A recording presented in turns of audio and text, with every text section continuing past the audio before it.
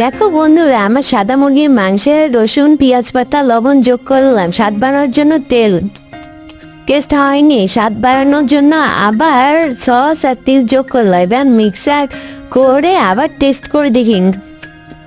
এবার স্বাদ ভালো আছে। এখন ছোট রুটিগুলোর মধ্যে মাংস পুরে সুন্দর করে ডিজাইন করে নেব। দেখো আমি কত সুন্দর করে একটা একটা করে ডিজাইন করে নিচ্ছি। এই দেখো কত দ্রুত আমি ডিজাইন করতে পারি। দেখছো বন্ধুরা, আমি এভাবে সবগুলো ডিজাইন করে এখন সিদ্ধ করতে দিয়ে দিলাম। এখন আমার পছন্দের মোমো রেডি হয়ে গেছে। ও, এখন আমার খাওয়ার পালা। আমার সুপও রেডি, কি মজা, এখন খাবো। তো বন্ধুরা, দেখতে কত সুন্দর হয়েছে। এখন একটু খেয়ে দেখি। ও, সেই মজা। স্যুপটাও একটু টেস্ট করে দেখি। হুম হুম অনেক মজা হয়েছে। তোমরা লাইক সাবস্ক্রাইব করে দাও। দেখো